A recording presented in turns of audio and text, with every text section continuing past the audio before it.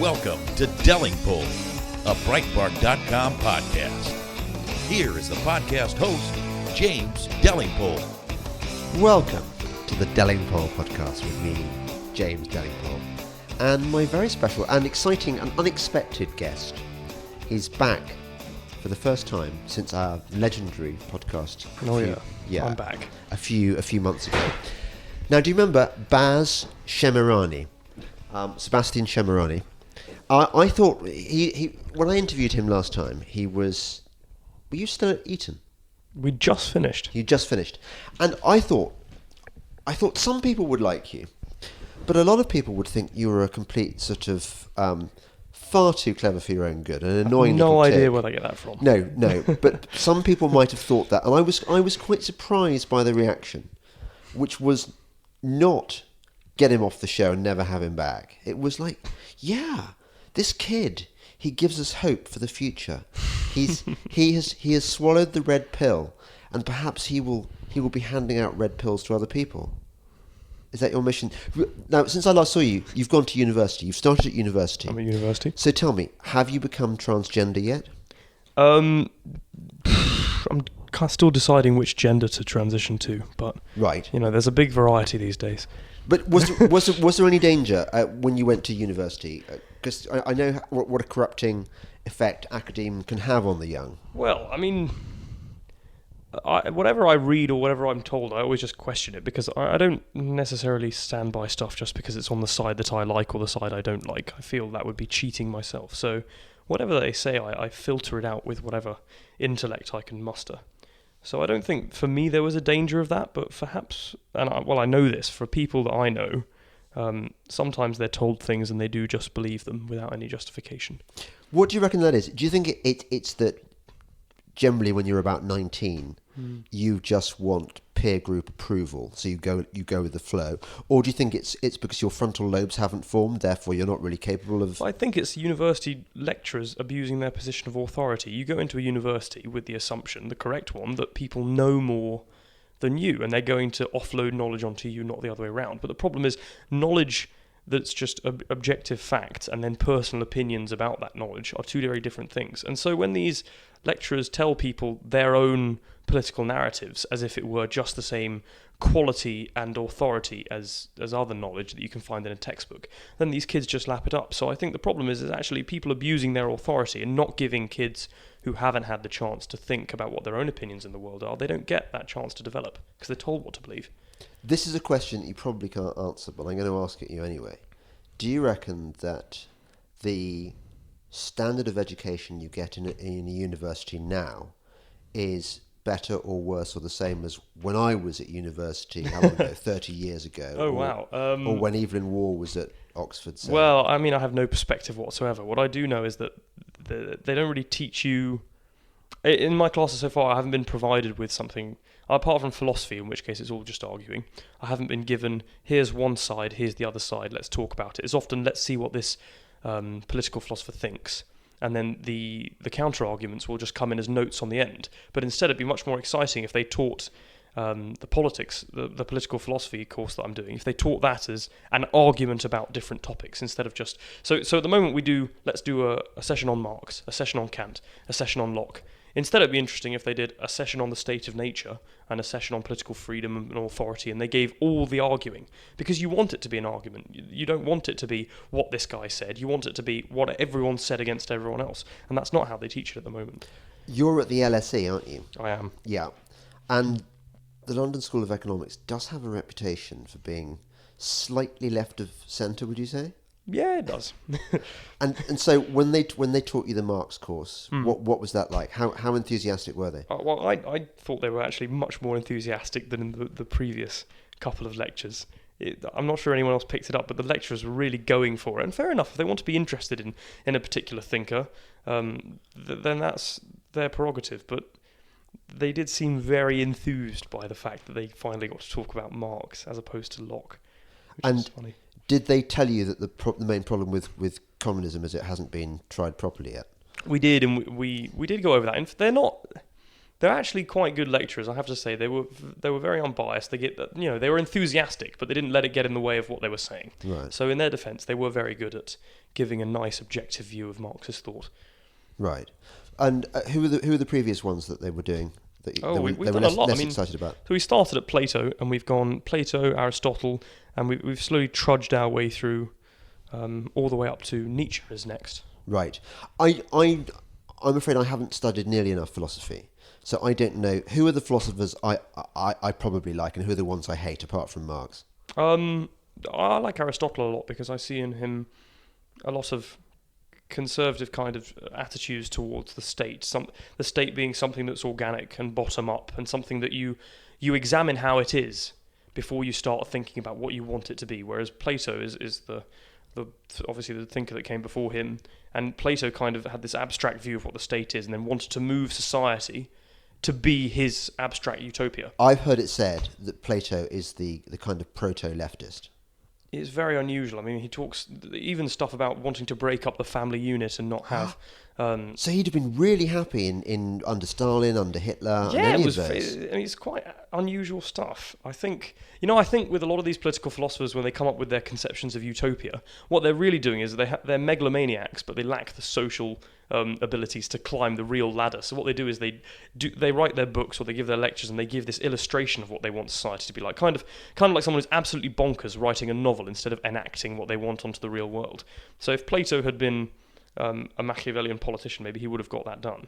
But I think that's what all this kind of utopian thinking is. It's people who really desperately want to control society, have the intellect to conceive of it, but don't have the social abilities to do it, and so they write instead. And then, of course, other people are influenced by them. But there are some philosophers who are more gentle than that, aren't there? Just sort of feeling their way through it. Yeah, well, that's as I said, that's why I like Aristotle. Right. I like Burke for the same reasons. Because What do you like about Burke? Because I know that certain conservatives rave about Burke, like he defines conservatism. I don't know anything about him. I feel like he's good because modern conservatism since Thatcher is kind of just very free market based, and there is more to conservatism than that. Is it? Hang on a second. Can I just check you there? Go on. I've seen no evidence of any love for the free market in the current Conservative Party, or indeed since Margaret Thatcher. Well, they're terrified of free markets. They want to expand the power of government, regulate. If you talk to kids my age, and if you go to a Conservative Society or London Conservatives or the Conservative societies I go to, and you ask them what they like about conservatism, they'll just give you an ill-conceived notion of self-determination and then something about lower taxes and free markets, and they don't realise that there's good start. Yeah, they're fantastic starts economically, but the problem is that that's still just a purely materialist worldview. There's no room for things like, there's no room for value of things like old buildings. There's no room for value of the environment. There's complete ignorance of one's own culture, one's traditions, things that make life worth living. The market is a very good place to start, and it has effects on human beings' lives. But you also want to think about what makes the UK a great country and things worth protecting. And these kids, I think, probably because they're too young, and probably because they're not exposed to these ideas anymore in school, they don't see those things as valuable. You're sounding quite Roger Scruton-esque in your views, because he thinks it's not just all about free markets. He thinks there's much more to it than that. It's true that the irony of both capitalism and communism is that they're both purely materialistic in what they prescribe to alleviate the human condition. Right. And you can't do that. You can't. It's all very well and good having a job, but after you've got enough food on the table, then you're left with asking, what else shall I achieve with my life? And for as long as, these bloody young Tories, when they all go in their Ralph Lauren polo shirts and think that low taxes are the be-all, end-all of it, if someone says to them, well, we're going to turn St. Paul's Cathedral into a private condo and we're going to have apartments inside it, they probably would say, well, it's just the muck free market TM working its business. Whereas as someone who values things like tradition and neoclassical architecture, where it's just absolutely brilliant. I love neoclassical architecture. Well, I would say that's actually wrong. It's wrong to do that. Yeah. And I feel like that's what young conservatives are missing out in this country, is that actually some things are incredibly valuable, not because the market puts a price on it, but for the other reason, that the market can never value things like tradition, things like architecture. I mean, what does the market say about Shakespeare? If no one wants to buy Shakespeare's books, do we say that Shakespeare is not valuable anymore? Of course not. It's beautiful English literature. Yes, but is this any business of the state? I think it should be the business of society, not necessarily the state, to transfer this. So we can agree on that. Yeah. Because we were talking before this podcast, weren't we, about one of my heroes, John Cooperthwaite, the administrator in Hong Kong. Yes. Who ran Hong Kong on classical liberal lines. Now, when he was running the colony, he didn't start sort of declaring what was or wasn't Chinese or Hong Kong Chinese culture or anything like that. The government didn't enter those arenas, and for me that seems sensible. I'm not sure that because look at, for example, Theresa May, who I think has got to be one of the worst conservative conservative prime ministers ever. Yes. And in a pretty crowded field. I mean, following David Cameron and Ted Heath and so on. I mean, they were all pretty bloody awful. But if you asked Theresa May about conservatism, she'd probably say some of the things that you do. She believes in tradition and stuff. But the other thing is, they believe in the power of government to do good. And I don't share that belief. I think the problem is that when you talk about Hong Kong, we're kind of coming from a different starting point. In this country, the actual culture that we have today, especially amongst young people, is orientated against the native culture itself. So if I sometimes I'll talk to people in my university common room when we're all arguing, and it's very much fun. And I'll say something along the lines of, well, people in this country ought to be able to speak English, not just because that's important to get a job and to participate in voting. It's also important because this country is more than just a landmass and a labour market. There's parts of heritage that you want to take into account. That if no one in this country speaks English anymore, things like Shakespeare will be forgotten. Things like Lord Byron will be forgotten. Do you not feel the same way about the church? I mean, you think of how much of our literature comes from the Bible and the 1662. So I had an argument with two of my Muslim friends at university about whether the United Kingdom is still a Christian country. Yeah. And their argument was no, because there's not as many Christians anymore. But the problem is with that is that you're assuming that only people's beliefs is what makes something Christian. Yeah. But all of our law, all of our literature, all of everything that's motivated Britain up until very recently has been based in the teachings of the Bible. So even if you're not religious yourself, I still think it should be a requirement that people study the teachings of the Bible, because that's important to understand the rest of what's been going on in your own country. I mean, they give you this argument that you need to study other religions to understand what's going on around the world. Well, you should bloody well study Christianity just so you know what's going on in your own country and what happened. I mean, it's integral to one's history. Yeah. No, I agree with that, and I think you can go to do some university courses. I think Oxford is quite bad for this. That when you study religions, Christianity is just one among many, and I'm not sure that that's a good starting point for Western civilization. It's unusual because if you wanted to study law in the UK, you'd study English law, and if you want to study it in Germany, you study German law. So if you wanted to study theology in the UK, you'd expect to study the things that have influenced the UK. You'd hope, wouldn't you? Yes. I'm not sure. I don't study theology. One of my friends is at Oxford doing theology and philosophy, and I haven't actually asked him how weighted it is. I think he's doing the Quran at the moment, but I don't know. I don't know how the syllabus is structured. Are you a Muslim? No. What's your religion? Or haven't you got one? I'm not. I'm just kind of agnostic. I don't accept the Richard Dawkins arrogant arguments against God that, in my opinion, don't make any. I'm not one of these pop atheists. Essentially, I like the philosophical side of things, and I think that so far all of the arguments I've seen for and against are unsatisfactory. So the only thing I can say with certainty is that I'm uncertain. Right. And how do you go down at the LSE? As someone who thinks that. Well, someone who thinks all the things that you do. Surprisingly, there is a large clique of people who are. I'm slowly finding more and more of them who they don't have. It's not the ideas that they hold; it's the way they approach certain ideas. So one of my friends is from upstate New York, and he's an extremely liberal Quaker. And by extremely liberal Quaker, we have ironically discussed things like the militarization of the fetus, which is a fantastic feminist essay that we've gone through and stuff like that. But the fact is that he doesn't get triggered by the things that I say. We can talk about these things over several pints at the pub, and we can have a really interesting debate on it. But there are some people when I say things and they're just absolutely horrified and they'll just get up and leave. But I have no interest talking. If you're that horrified by someone not holding the same opinions as you, just piss off, in my opinion. And how much pressure on you is there from the university to toe the politically correct line? You mentioned some course that you have to do as part of so we're doing LSE 100, which is it's supposed to be like contemporary issues course, I think, and we're doing it in the second term. But it's very.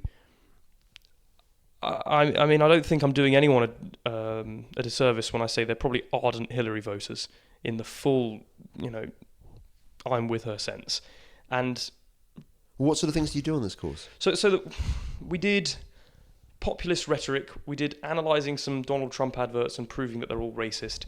We did basically everything that you do is slanted towards a kind of social justice view of, everyone who says that there's problems with certain things being evil, and they do shut you down if you say something in class. And I've had lots of people tell me this, not just myself, that if you say something that's against the kind of narrative they're trying to portray, then they will quickly move on to someone who will talk about the narrative they're trying to portray. Right. So they definitely have. It's not getting you to question the world. It's definitely not. And even if the course was started like that, it's not doing that job because the people they're getting to do it want you to think in a certain way. Right. So tell me about how are the Donald Trump adverts racist? Oh God. So we did this one Donald Trump campaign advert, and there was a white family halfway through the advert, and the mum and the dad were kissing. And they had the kids in front, they're all smiling. And then it carried on, and it was doing something about unemployment, and then it had a black family. And the mum and the dad were standing facing the camera and the kids were facing the camera too. And how I immediately saw it was, well, we're talking about unemployment right now. Clearly the point is that they don't have a job and they're upset about it. Yes, so they wouldn't be kissing in that particular... Yes, so it wasn't supposed to portray them as loving the fact that they're unemployed. And what we were supposed to take from this advert was that it was showing that black people weren't allowed to interact in the same way as white people. The white people could partake in society and the black people had been ostracized and therefore they couldn't kiss each other. And that was just Donald Trump himself personally showing how black people were unwelcome in his campaign. How many were there in this class? I think it was about 25, 30. But it sounds like something out of a totalitarian regime, that kind of indoctrination. It is a bit weird. In fairness, the people that I've talked to, a couple of them do swallow the blue pill, but I think a lot of people in the class did say this is getting a bit ridiculous. I'm not a Donald Trump supporter, but this seems a bit out there for me. Right. I think they're probably missing out the fact actually that 19-year-olds have pretty good bullshit detectors built into them. So you say that. Yeah. I think your generation does. I have great faith in your generation. You're kind of, a lot of you identify as ANCAPs, don't you? Yeah. What does ANCAP mean? That's complete Anarcho. free market. Anarcho-capitalist, which is, it's like, I think it's all the, in the 1960s you had all the kids and they read Marx and they read Foucault and all these other ones. Well, nowadays there's a lot of really ardent libertarians, and we're not talking like libertarian as in please tax me less. We're talking as in like sell heroin to buy your own children back from McDonald's and stuff like that. That sounds reasonable, doesn't it? I mean, if McDonald's has got your children and you've got some heroin. The Facebook group is fantastic, but what's the Facebook group called? Well, it's called Ancapistan. Oh right, okay. Yeah, I'm in it with your son actually. It's hilarious. I'm very proud to hear that. It's funny. I mean, I'm not quite sure. One of the things they have is you're always like nuking people. So if someone accidentally trips onto your private property when they're walking down the pavement, you can then attack them because they've trespassed. So this is the kind of ANCAP conception of the world. Okay.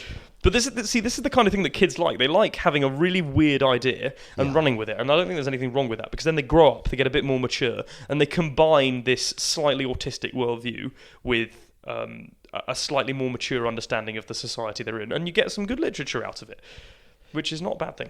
Do you think that this is why institutions like Google and YouTube and Facebook, why they're starting to panic about censorship? It seems to me that the people, what they're panicking about is not kind of Islamist terrorists posting up pictures of decapitations. Yes. They're more concerned about people posting worrying memes showing Donald Trump as Pepe the Frog. Well, I think the best analogy for what's going on, I think, is the stuff that's going on in Hollywood. So initially there was a problem with Harvey Weinstein, and he got like blacklisted from everything. And then the problem moved into actually what people think of people who have been accused of the Harvey Weinsteining. So it was no longer, we can prove that he's sexually assaulted someone, let's get him off whatever project he's on. It's now the accusation comes first, and then even though the accusation might not be true, because of the negative publicity that already is prompted by it, everyone withdraws stuff away. And this is the same thing that goes on the website. So even though there's not a bunch of Nazis colluding on your website, the very accusation of it is enough to terrify you because your business goes under, because everyone else will ostracize it, regardless of whether it's true or not. So these websites are terrified of having certain people on them. So they over-censor in anticipation of everyone else ditching their website. And this I think is exactly what's driving all these companies to have censorship rules that are way above and beyond what the law requires, because they're no longer terrified of the law. They're terrified of everyone else ostracizing them, not advertising in their companies. But is that... You make it sound like their position is quite reasonable, that this is a response to commerce. Well, I don't think so, because as companies with a monopoly it is a monopoly, and it's a market for Facebook communication. Facebook is pretty much a monopoly. Right, it's a monopoly. Google is a monopoly. I don't think they just have the ability to do what they want, because as a monopoly, they have certain duties that they must follow, in my opinion. Yeah. Above and beyond just whatever they can do with their own company. Because they have a monopoly over communication and thought itself to an extent, they should take it upon themselves to uphold the values of a proper democratic liberal society, which is, we talk about, we as Google, for example, will not get rid of someone unless they are explicitly organising terrorist attacks. Yeah, okay. It should be that. I get that, but playing the devil's advocate here, which I find very uncomfortable, I have to say, to think like a bloody liberal, but I'm going to try. If you're a Facebook employee, yes, and you've probably been to one of the Ivy League universities, which have been very heavily SJW converged. I mean, probably at least as bad, if not worse, than the LSE.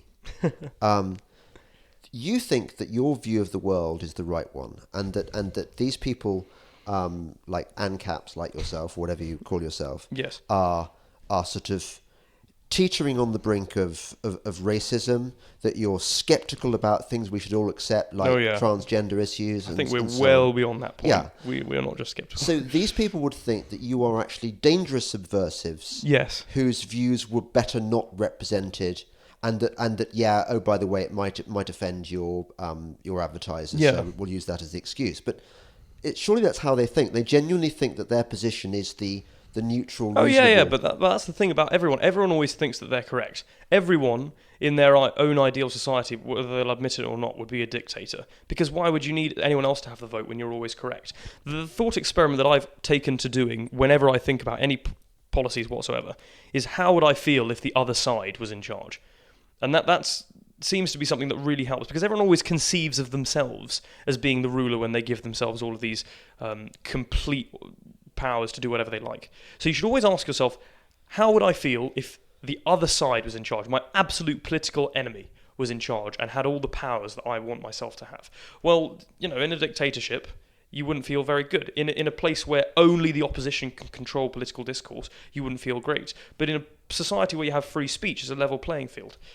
So I would say to these Facebook people, well, look, mate, in 50 years' time, you're probably going to be considered subversive, conservative for only thinking there's 6 genders. We now know there's 50, and you'll go off to the gulag. So you should ask them, look, how are you going to feel when someone turns around to you and says you're subversive? You should act as if your rules are going to be applied to yourself. You're listening to the Delingpole podcast with me, James Delingpole, and my very special guest, Sebastian Shemirani. Sonny's Corner with Sonny Johnson. Let's take Barbara in Maryland. Black History Month pees me off every year. I promise you, I am not going to stick on old talking points. I am not going to stick on the things that everybody else always talks about. I'm going to give you real links to Black history so we can clear up all of that distortion, and maybe we can actually have that real discussion about keeping our history relevant. Sonny's Corner, Saturday at 3 p.m. East on SiriusXM Patriot 125. This is Delingpole, a Breitbart.com podcast. Here once again is James Delingpole. Welcome back to the Delingpole podcast with me, James Delingpole, and my very special, youthful, genius, boy genius wonder guest, Sebastian Shemirani. That last segment, you made me think of something, which is, you must have noticed this too, the way social justice warriors will always eat their own. Because there's always going to be somebody out there who is more zealous than you, who is going to destroy you for your insufficiency of zealousness. Yeah, there's I've seen some very unusual things. I've seen. Okay, I'll give an example. Have you seen Starships? Off the shoulder of Orion. Have you seen? That's what they're called. So I was at an event last Thursday at LSE called Grilla Muslim, and we had quite a well-known Muslim YouTuber, and he was being asked questions by Muslims and non-Muslims, and it was by and large it was just an intellectual discussion, and we're all having a fairly good argumentative half an hour, and the topic of feminism came up, and the room went nuts. And afterwards I went up to this one girl and I said, I really like the questions you were asking, and basically they'd been saying that all men had oppressed all women for eternity, and I said, well, I don't think it's because they were men. I think it was the political elite have probably abused their power, which is what tends to happen, and those people happen to be men. So it wasn't like they checked what was between their legs in the morning and said, right, I'm going to press everyone who doesn't have one of these. So I said it's political power, not gender. And before I managed to say that, this other girl walks up and, without even making eye contact to me, says to the other girl, I don't know why you're listening to him. He's a white male. To which I said, well, actually, mate, I'm half Iranian, so not really. And she said, yeah, but you look white. And I lost it. I completely lost it. I said, you've said that because you are too stupid to come up with a good argument. That is ridiculous. And then I asked her which university she went to make a point that if she can say the colour of your skin invalidates your political opinions, then I can sure as hell say the university you go to. My point was that it was ridiculous to do either. Yeah. But then she got very annoyed by the fact she perceived it as I was trying to imply that her university wasn't as good, and we left. So this kind of thing does happen. You try and even have a dialogue with these people, and they'll call you out for things that, even though you're on the same side. There's something that I watched a really good YouTube video about, I think it was last week, called the Libertarian to Alt-Right Pipeline. And it was all these libertarians of the past 10 years, the ANCAPs. Yeah. And essentially, you keep telling them, and no matter what they do to please you, you keep telling them, yeah, but you're white, your opinion isn't valid. Yeah, but you're British, your opinion isn't valid. You're privileged, you're this, you're that. Well, if you push someone that hard, eventually they are going to, get a bit loopy and go, well, I was libertarian and I was fine with freedom until you tried to genocide me. Now I'm pissed off. And this is what the left is doing. They're not even accepting new members anymore. They've closed the club. Yeah. If you've got skin that's anything lighter than mahogany on the Dulux paint chart, you're off to the fucking gulag.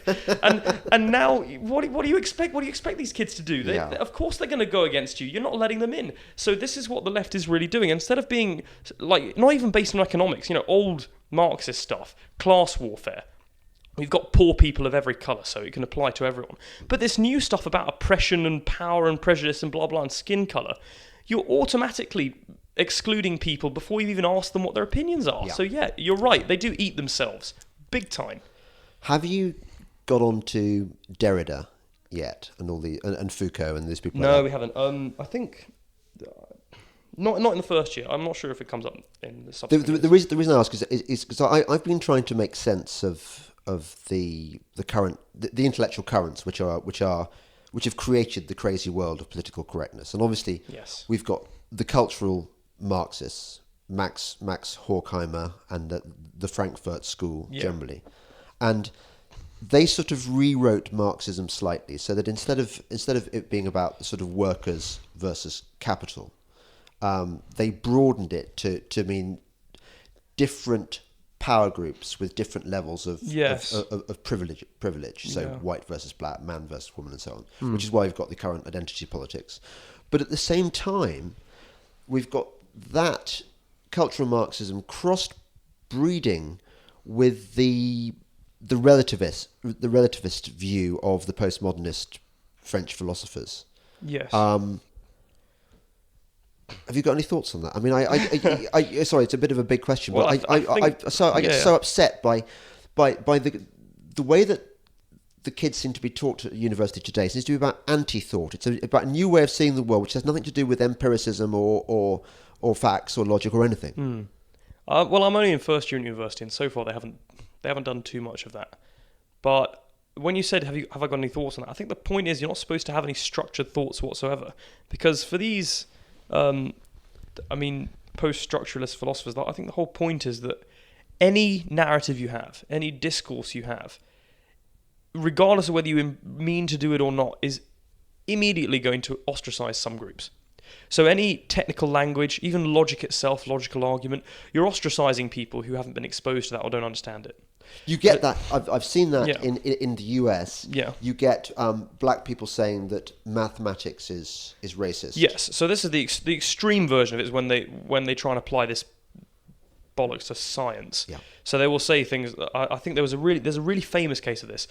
I think it was maybe it was in the 90s. Someone wrote a paper saying E equals MC squared is a sexist equation, and it's just not. And I think even people who are on, hardcore left and they love all this kind of terminology stuff, even they thought that was a bit too far.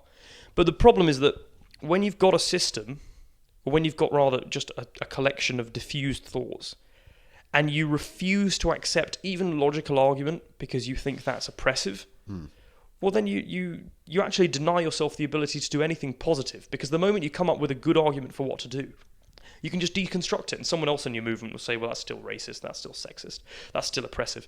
So you're right, you're not supposed to think of anything. You're just supposed to have a general distrust of any structure whatsoever, because all structures are inherently going to be...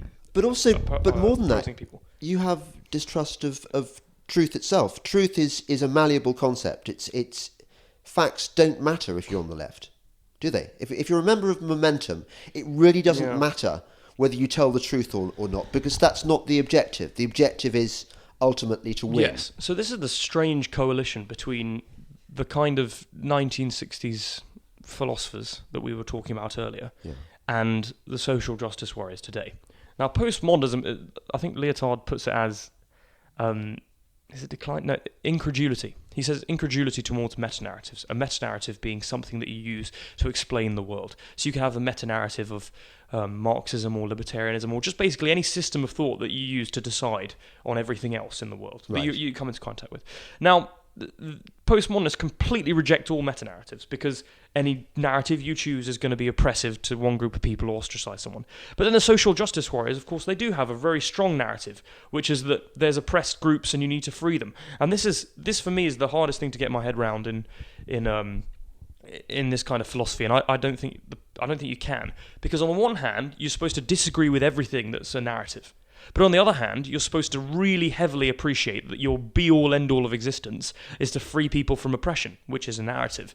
So there's a huge contradiction there. There's the strange coalition between the philosophers and the layman social justice warriors. And I think the social justice warriors have essentially taken bits of the philosophy that they can understand, completely forgotten about the fact that they're not supposed to have narratives.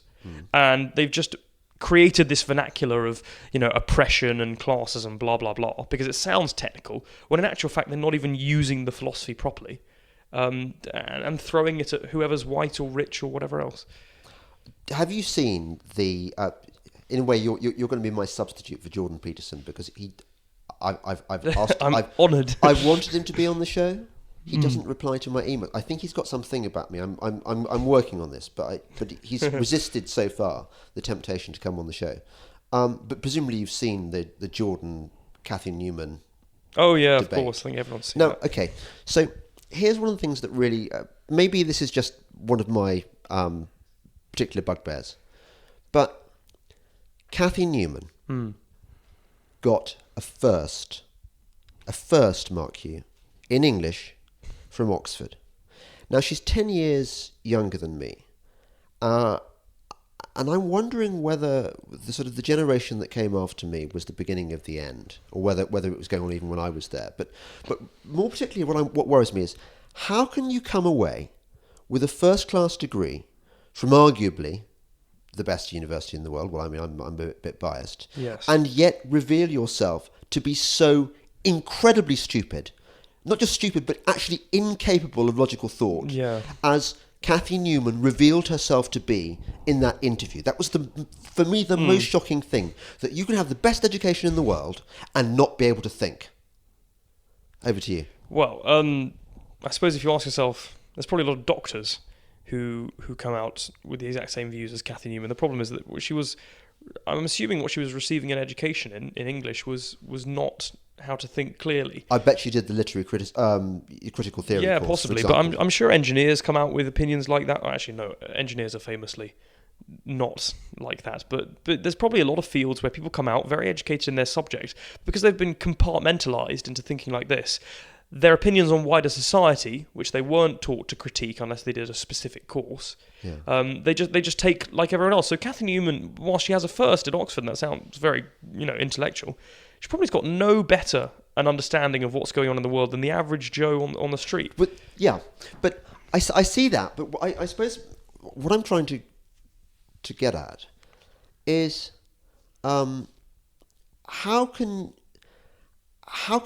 our universities have reached a state whereby this is the kind of person that they produce, and this person is supposed to be our intellectual elite, and yet they've been taught this way of thinking which is so far removed from everything that Western civilization has ever valued. Yes. You think about it. You think about the Greeks and the Romans, and then Christianity and the Enlightenment.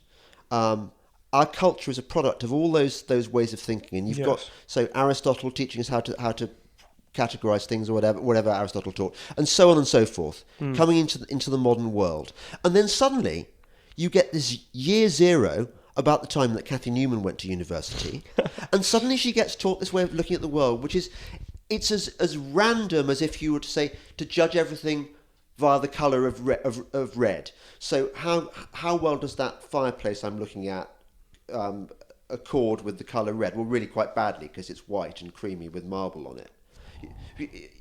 You see what I'm saying? Yeah, I do. That it's a form of what's the language that Marxists speak? I don't know which word you're looking for. Dialectical materialism. Oh yes. It's a bit like it's an outdated form of dialectical materialism. So I don't know how the universities ended up like that. I'm sure people have much more well-informed views than I do. I'm not asking you to tell me the history of it. I'm just asking you to share my outrage and puzzlement. No, I completely get you, but personally, I also think if you go to university expecting to be told what, to come out the other end of 3 or 4 years and know everything about the world and that's it, I think you're really missing the mark, not just on university, but on life in general. I forget which author it was. It was one of the American authors. Was it Twain that said, "I never let my schooling get in the way of my education"? And similarly, I think that's the attitude you should take to university. Well, if you were studying engineering, you wouldn't expect to come out knowing what to do if your dad died or these pieces of advice on life. So why should you expect the same from a social science? You should go in and think, well, I'm going to carry on educating myself. That's what I try and do. I try and read a book a week from the other side specifically. So I try and read things that I wouldn't necessarily agree with, whether it be Rousseau or Mill or the philosophers we talked about earlier, just because I appreciate that my university's not got the time or the resources to give that to me. And so if everyone's going into university expecting to be told what to believe, not only are you setting yourself up to be abused mentally, and a whole generation's done that, because you're going to come out with the views of what your lecturers want you to believe, but also you're not going to be a well-rounded person. You should be able to argue. Yeah, but Baz, we'll deal with more of this in a moment, but you are a bit of a freak. I mean, you are. Oh yeah. You are very. You're how old? 19. You're 19. You are a very unusual 19-year-old. People are listening to you now and thinking, that guy is weird. I was talking to you last night about the way that you study. Yes. You were telling me about some of your study techniques.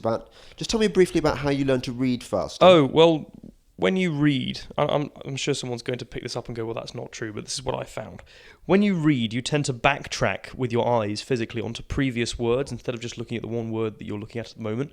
So if you learn to follow with a pencil or with your finger the word that you're reading, eventually your eye will stop backtracking. And so it allows you to read much faster. Now, I've got a very good friend at university. We decided that it's no good reading a lot. You want to read efficiently so you can read more over time. And so that's what we do. We try and learn things that will allow us to study faster so we can cram. I mean, I've only got 70 years and then I'm off, so I want to cram as much in as possible. So I'm doing that, doing this reading thing. I've also got another system where you put called mining, where you put a dot whenever you find a thesis, and then dashes for supporting parts for that thesis, which is quite good. And all these things together allow me to basically, once I've done a book, I can reread the book in about 15 minutes. Okay. Which is cool. So I can tell you, there are not many 19-year-olds right now in their first year at uni. Yes. I believe that you young folk call it these days. Uni. Yeah. There are not, probably you're less than a fraction of 1% of people who are asking themselves, how can I best study? And also who even approach, I remember when I went to university, and I'm not stupid, but I'm nowhere in your league. Oh. When I went to university, I did not go thinking, yeah, how can I get the best out of this course? I just thought to myself, okay, I'll go to my tutorials, I'll do my reading, but mainly I'm here to get laid and to get drunk, and obviously the academic side is nice, and probably I'm more normal than you are. But yeah. Here you are, you're very serious about expanding your mind. Yes. Which brings me to something I've been burning to ask you. Why the fuck did you not get given a place at Oxford? I don't know. I thought my interviews went quite well, but they didn't. So yeah, I'm okay. not sure. You're being modest here. I'm saying it's an absolute bloody outrage that you are by some margin the cleverest 19-year-old I think I know. My lovely little boy. Well, I don't know about the most intelligent. I think I like to think that I'm quite a thoughtful person. Come on, Baz. If I were an admissions tutor at Oxford, and you came into my interview, even if you'd been to Eton, which you have, I might, being a lefty, I might mark you down for that. But I'd think, here is a young man who would be really, really interesting to teach. He's read Shed Loads. He's clearly very serious about this stuff. So what's going on? I don't know. I mean, the people who I had my interviews with, I thought they gave me a fair run. I thought I put in a fair performance. So I can't criticise them. They only have an hour to get to know a human being, and if you're slightly off on the day, then maybe that was it. So right, Baz. Look, it's not that, and I haven't seen you coming across badly on the occasions that I've met you. I think it's more fundamental than that. I think that Oxford and Cambridge have been converged. I think that they are much more interested in now. I'm talking about the administration now as well as the undergraduates. They're more interested now in effecting social justice than they are in honouring academic excellence, regardless of where people come from. Is that fair or not? I'm not sure whether it's fair in terms of the actual universities themselves. Probably. I mean, if they're going the way as all the other universities are. In the actual admissions process itself, I thought the interviews were more focused on just how you think as opposed to what you've been reading. Because in fairness, anyone can read a lot and even spout off certain arguments. You do want to see how people think. I probably have a different way of thinking about, for example, philosophical problems if you're trying to tackle them. I in my experience, think about them slightly differently to most people. I conceptualize things in a very different way. That's what I've learned in the philosophy debates that I have with whoever. In the admissions process, I think it was fair. Stop being so reasonable. That's not what I'm. That's we go. Not what I'm trying. Some white male trying to back himself up with reason. It's the worst thing. Yeah, but no. Look, I suppose what I'm trying to say. Okay, I'm going to tell you from the point of view of a parent that I go to parties where my generation of Oxford graduates are. Yeah. Okay.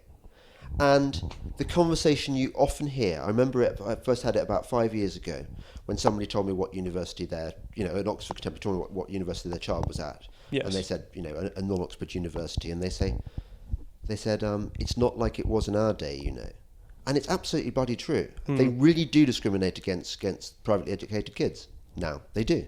And you can't say this. I couldn't write an article about this in a newspaper because I get accused of typical sort of privileged parent talking about. Yeah. No? Well, I'm not sure. I don't think they would be right in accusing you of that because, of course, there's a lot of there's a lot of lefties at private schools, and there's a lot of die-hard libertarians at public schools. State schools. So I went to grammar school before I went to Eton, and of course the grammar schools were set up to give people who couldn't afford a public education a public standard of education. Yeah. And so one of my friends was this really, really fantastic, thoughtful was he second generation Polish guy, and his parents had PhDs. One of them was in chemistry, one of them was in biology, and they were working, just normal blue collar jobs because their PhDs were in Polish, so they didn't know the English terms. But he should be, according to the left, a proper momentum guy. Yeah. But he wasn't. He was a die-hard libertarian, and there were loads of people like that because you don't have to be. I think class and political views, this is what the left assumes. They assume they speak for everyone who's below a certain standard in their strange eyes. But that's not how it works. People base their political views on how they think what justice is structured like. They base it on what they want society to look like, not their current condition, which is just a contingent factor in their worldview. So with these universities not letting in, or if they do that, not letting in people or trying to discriminate against certain people, they're doing what they should have seen all along, which is you're not letting in people based on the quality of their thought. So of course you're going to shoot yourself in the foot. What you're actually doing is dumbing down. Once academic excellence or intelligence ceases to be your primary criterion for admitting people, you're selling yourself short academically, aren't you? Well, yeah. I mean, I haven't seen any studies on that, but it just makes sense logically. It's exactly what you expect. If you want to let people in who are educated, or not educated yet, but have potential, and then one of the things you also start considering is the colour of their skin or the salary of their parents, then you're no longer focusing on their potential. No. It's absurd. I would never expect anyone to let me in because I'm, because I do one thing or the other than the job requirements they're asking for. You should have played the foreigner card. There we go. I should have said that I am a humble victim of bigotry. Yeah, a humble jihadi returning for a new life. There we go. You're listening to the Delingpole podcast with me, James Delingpole, and my very special foreign guest, Sebastian Shemirani. Can you tell the foreign-sounding surname? More in a moment. Hey folks, I want to tell you about Breitbart News' Second Amendment newsletter, Downrange with A.W.R. Hawkins. Features the top gun stories of the week, every week, and guest columnists like Gun Owners of America's Larry Pratt or Armed American Radio's Mark Walters. Also features a review of a firearm or a firearm accessory each week. The newsletter downloads on Thursday, comes right to your email inbox. You can subscribe at breitbart.com/AWR. This is Delingpole, a Breitbart.com podcast. Here once again is James Delingpole. Welcome back to the Delingpole podcast with me, James Delingpole, and my very special guest, Sebastian Shemirani, otherwise known as Baz. I was hoping to dispatch my less intelligent son to go and make us some tea. So it's not seeming to be doing that at the moment. How can we continue without some tea? It's shocking. It's just lack of discipline. No, we're not going to diss you when you're gone. It's all right. You won't, I will. Okay. I'll do the dissing. Just briefly, I want you to tell me about dialectical materialism and how it was received. Well, okay, Hegel. How was he received? Because he's the origins, isn't he, of sort of Marxist thinking? Yes. Yeah, well, there are big differences. But I think he inspired the dialectic method for Marx. When was Hegel around? 60 so years before Marx. Okay. Hegel's on his way out when Marx was on his way in. Right. Yeah. And is it possible to make any sense of Hegel? I'm not sure. I mean, I've tried. I think everyone's tried because everyone always bashes on about Hegel this, Hegel that. So I've read it, and I've tried reading the introduction then reading the actual stuff, and it seems very. It's one of those things, and you read it, and you're like, I'm not sure whether this is supposed to be fully understood in the first go. It's like reading. Like reading Zizek. Yeah, exactly. It's like reading that guy, and you think to yourself, well, I feel like he's making bits of argument and then going into a lot of obscurity, so that you come out the other end thinking that the obscure bit was also argument. I don't doubt that he's very intelligent, but I don't know. I always thought it's not good enough to be a philosopher just to be good at thinking. You also have to be good at teaching. and you have to be able to transfer ideas. Now, whenever I read Scruton, it's just crystal clear. You can read it very fast because he puts ideas in your head as fast as he can, because he writes crystal clear. And then you read other philosophers, and obviously some things are a bit more complex to imagine. But it seems to me that the language that is in Marx and in Hegel sometimes is very obscure deliberately. Yeah. Yeah. Well, isn't that the essence of these different languages used by different trades? So you've got the sort of blue sky thinking of business people, and it tends to be beloved by second raters who want to feel that they have acquired this special language and they're masters of it, and it makes the people that they use it with feel like they're part of an in-group. Yeah. But at the same time, it obfuscates. Yeah, I saw something. No, sorry, I read something. I forget who it's by. I need to remember authors more. But this guy said that just as in economics, that there's a term that they call physics envy. So the economists have basically made their field since the 1970s much more mathematical and much more model-based, because they want it to be taken as seriously as physics is. And physics, of course, is very it's very true or untrue, whereas economics is a social science. And they've made it into a hard science, or they've tried to, because they envy the physics. And this guy was making a point in his essay that this is exactly what the left have done with their philosophy. They've wanted it to be a serious subject, and they've seen having their own nomenclature as basically a sign of their subject being serious. It's one of the stripes that you earn. You have your own system of language. It's very interesting that you say that, because one of the things that's always struck me about Marxism, socialism, the variants on that theme, is that they very much go against observed reality. So, for example, there's the great bit in Thomas Sowell's Basic Economics, where he describes conversations just after the kind of fall of communism between Western economists and the people in the Soviet Union whose job was to allocate quotas, so decide what the year's tractor quota was going to be, or whatever, or wheat quotas. And they said to the Western economists, yeah, but how on earth do you decide how many tractors you're going to produce if you haven't got a department specialising in that kind of thing? And the economists said, well, actually, we let the market decide. Yes. Well, I suppose what I'm saying is that communism and socialism are continually discredited by free market economies.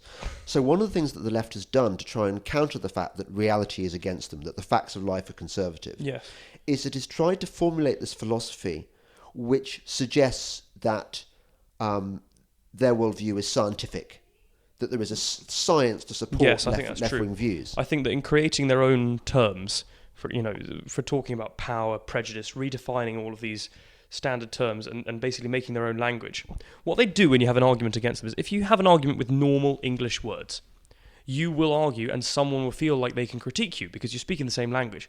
But the moment you come up with all these other words, for example, oppression, and you start talking about power and prejudice, these things might not even exist. But when you use these words, the implicit assumption you're making is that these things exist already. So by naming it, you're actually providing the evidence for its existence. And this is what they do. So when you argue with them and they use these words, what they're saying is that these things exist, full stop, there's no debate about it. Now let's argue based on my terms. They're actually making their own playing field and then claiming that they've won. Well, they built a slanted playing field. What did you expect?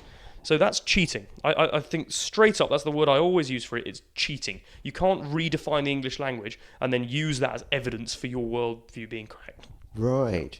Well, you must be... Are you having any success red-pilling your contemporaries? So I spoke to you about this yesterday. So usually what you find is when you have a one-to-one conversation with someone, they're much more likely to listen to you, and I'm always much more likely to listen to them, as to when you're arguing with a group. Because in a group, they all feel like, even though you might make a really good argument, I think someone you're arguing with will feel the pressure of everyone else, that they still have to conform. And so they won't listen to you. So the most productive discussions that I've had have been one-on-one. Not only because you can get really in depth, but also because they don't... Whoever you're discussing with, including yourself, doesn't feel the need to agree with everyone else around you. You don't feel those social pressures. So I'd always recommend, if you want to talk to someone or you want to ask them how they hold their views, or you want to change someone's mind, you should do two things. One, assume that they know more than you about something, so you're willing to change your own mind. And two, talk to them alone. Because in a group, I can never name, actually, I genuinely can't name an event in my life where I've convinced a group of people of something, ever. Besides maybe speeches. That's true. This has certainly been my experience on talking about global warming and environmentalism. That even when I've made a really good case, and even when I've tried to appeal to what I think is the most telling point to their mindset. Yes. For example, I did one thing at Oxford once, the Oxford Book Festival, where I was on this panel, and I was the only kind of climate skeptic on the panel and stuff. Yes. And so I went in it from the angle of, look, I really, really care about nature. That's how I got into this whole thing. I like swimming, I like walking and stuff, and I started asking, why are they building those wind turbines on these hitherto unspoilt uplands and so on. So I thought that way in would help them understand the argument that I wasn't against saving the world. I just didn't think we were going about it the right way. They weren't interested. They just absolutely, to a man and woman, they just couldn't give a toss because they knew what they thought. But had I done them one-to-one, as you say, it might have... Well, yeah, precisely, because if you make that case to an individual, they're more likely to listen to you. Another thing that I've experienced, and I think was playing a part there, was when you talk to people, they will immediately start trying to put you in a box. We saw this with the Cathy Newman, Jordan Peterson thing. So he would say a very clear argument. He's a very intelligent man, clearly says what he means and means only what he says. And then she comes up with, so you're saying we all need to behave like lobsters. And this ridiculous... kind of caricatures, because they have to conceptualize who you are. They want to see you and put you in the box of, oh, he's a Trump supporter, so I don't need to listen. Oh, he's a libertarian, so I'll just put him there. And sometimes people on the right do the same thing who don't read a lot. They go, oh, you're just a social justice warrior, nothing you say is true. And that doesn't help. That's a fair enough point there. So okay, yeah. 99% of the time they are talking absolute bollocks. Yeah. But sometimes I've had this where, so I said to this one girl, I, by and large, think the economic policies Donald Trump has enacted are going to be really good for working class Americans. And she said, so you're a Trump supporter. And immediately, I am, by and large, by definition, I support most of the things Trump is doing. Well, you're intelligent. I'd say that makes me a Trump supporter, yeah. I don't have to agree with all his behaviour to like his policies, but immediately they try and put you in these boxes so that that's their way of delegitimizing you. They go, oh, even though you just made a really good argument and I agree with you on everything, well, you're a Trump supporter, so I'm not going to listen to you. So you always got to, especially for me, I always ask people this: just listen to what I say. If I haven't said it, don't assume I believe it. And that is a really important thing. So when you were talking at Oxford, they probably were trying to put you in the, oh, he doesn't care about the environment, he's probably one of these pro-coal Republicans or whatever, let's not listen to him. Because they put you in a box that they've already pre-delegitimized, and then the intellectual burden on them is much less. It's easy to do. You delegitimize somebody by putting them in a box with everyone else you don't like, and then you don't have to think anymore. And this is exactly what they do. The brain always takes the path of least resistance. So that's what a habit that we've got to get out of, a habit that they've got to get out of. It's important for everyone to have that value in a democratic society. Don't assume what people's views are just because they've said other views. Ask them. Yeah. So have you found a circle of fellow right-wing whatever freaks? Yeah, we've got some. They're not all right wingers. I do bring in other people as well. So I've got a really good friend from King's College, and I think she would definitely describe herself as a socialist, or she would until I started fixing her. And then I've got, as I said, that Quaker friend from upstate New York, and I've got a guy who went to, I think, Dulwich. He's from Hong Kong. And he loves Nietzsche and, as far as I can tell, just hates everything about human existence. And so we get all these people together and you have this huge cacophony of ideas. But the best bit is that all of them are willing to consider what everyone else says. So if we had someone who was really, really right-wing, but was never willing to argue, never willing to consider, and thought he was the best, doesn't sound like me at all, does it? No. If we had someone like that, then it wouldn't be very much fun. So the best bit is when people are willing to play the game. You haven't mentioned your transgender friend. This is I want to meet this person. Tell me she's about fantastic. So her name is Susanna. She has a YouTube channel. It's called Susanna Moroz, and she is an ardent Trump supporter. She's fantastic. She's very thoughtful. She's also got the advantage of being 6 foot something. So she's a real character, a really, really cool character. And she makes these YouTube videos. And in Freshers Week, all of these other kids found her YouTube channel and decided to, and I'm not joking, this is a libertarian, Polish person being called a Nazi by a lot of people. People saying, oh, but she's a Nazi, isn't she? And she gets a lot of flack for it, and I can't believe it. I thought people would be accepting of her automatically. You'd have thought they'd get the get out of if exactly. You chop your bits off. I mean, because she has, hasn't she? And I haven't tasked her. Well, okay, but if she. I can't that from podcast.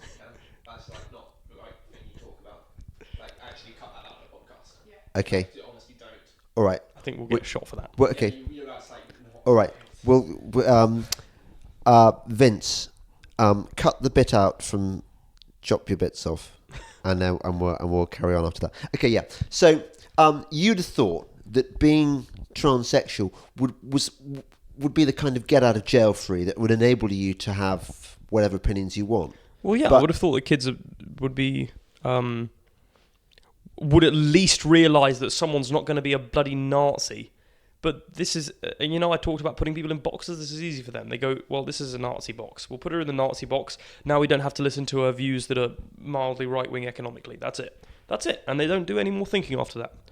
I'm disappointed, actually, because I had been starting to get quite desperate and wondering if perhaps I changed my gender in a Caitlyn Jenner style. I might sort of be able to get over to the other side better, convey my wisdom, red pill a few people. Reminds me of this one YouTuber girl who, whenever she's accused of being a cis woman, she legally changed her gender to be a man so that she says that to other people. Was it Lauren Southern? Yeah. That was Lauren Southern? Yes.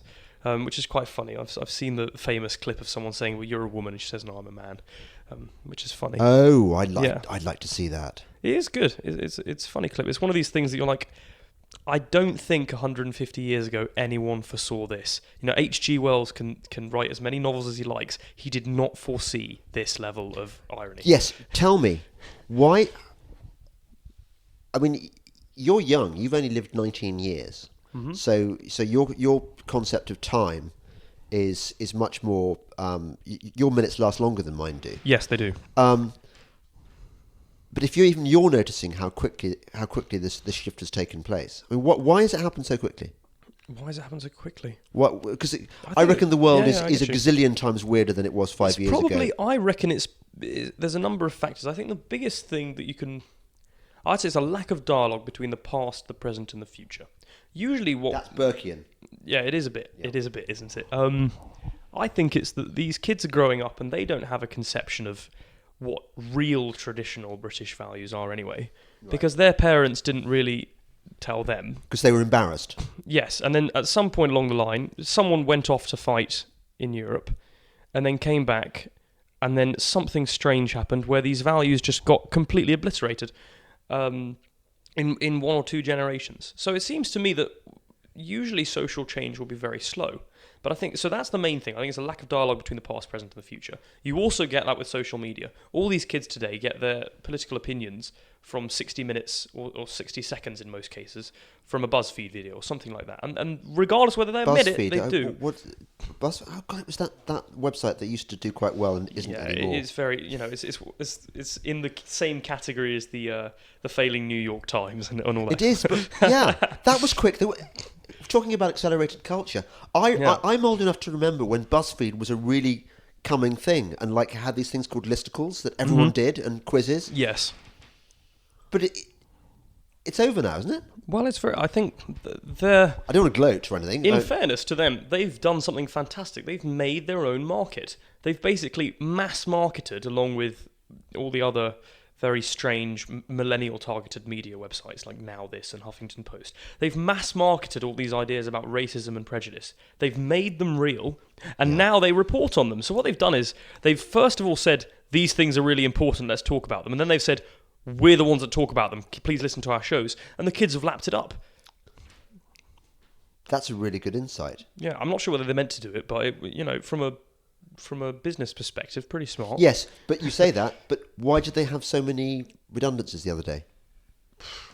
I assume because... Maybe the business model is not working anymore. Well, maybe it's because, as I said earlier, 19-year-olds tend to have quite good bullshit detectors, and they'll swallow so much, but, it comes to a point where you just can't take any more of this being told that you're this, that, and the other. And also, when your movement automatically excludes anyone who's of a certain colour or a certain social class or whatever, then you're not even giving them a chance to partake in it. Of course they're going to join the other side. What did you expect?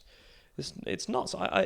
It's the same thing as, the kind of doubling down by the left media in America after Hillary's loss. Yes. Where they didn't think to themselves, well, we kind of ran a campaign where we called half the population deplorable. What should we do now? Maybe change the tactics. What they thought is, no, let's go harder. And it's like they can't actually see what they're doing. They don't realise, maybe because they've actually swallowed their own blue pills, because they don't get that from just a how much money we want to make perspective. When you ostracise people to this extent, they're not going to want to associate with you. It's not surprising at all. But they double down. They go harder instead of changing their mind.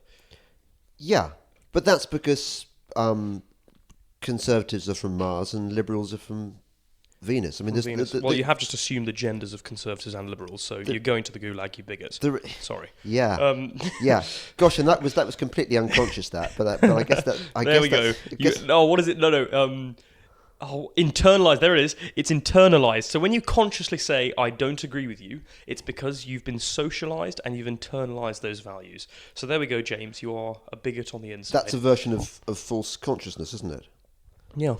That they've got the sort of example of the left delegitimizing all forms of contrary or right-wing thought by saying, well, it's merely a product of your environment. You've been brainwashed into thinking this crap. It's not real. Yeah, I think that's the point. And again, there's the lack of dialogue coming in. So when your whole political ideology relies on no one critiquing you and relies on its own language, because if someone critiqued it with logic, it would probably fall apart. Well, then what do? Another thing you can do is you can accuse people of internalizing things. So it's like hardcore conspiracy theories. You can never critique a conspiracy theory because by someone pointing out that it's false, they're part of the conspiracy. The same with this internalized stuff. The more you point out that, actually, no, I think rationally, I don't have internalized misogyny, the more it's evidence of you having seriously internalized misogyny. So you can't win. No. And again, what happens when you can't win? Well, you just join the other side, because you're never going to join a movement that is automatically based on ostracizing you. All these things come together. I think we're about to end on a very optimistic note here. So you're saying that the lunacy of the SJW, the progressive side of the argument, is so manifest and irredeemable that people cannot but come over to our side because they'll be rejected by the lunacy. I think the best thing we can do is push it harder and harder and harder. There was a really good example. There was, in the United States, at all these universities last year, there's a Reddit thing that started, and they printed off posters that said 5 words: "It's okay to be white." And they put them around the universities. A very simple statement. I think everyone would agree, a very factual statement. It is okay to be a white person, just the same as okay to be any colour of skin.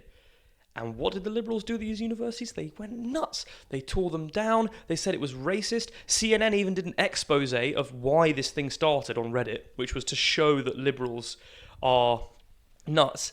CNN aired this. I think it was CNN or Fox. I can't remember which one. They aired it live on TV and still didn't realise that they were being made to look ridiculous. So this is what we've got to do. Let the people on the internet do these things that push them further and further. Sit back, encourage watch them the even. chaos. Do you think we should infiltrate their let groups? The bull run around their little lefty china shop, and we'll just wait. They're spinning themselves out of control with the language, with the ostracizing.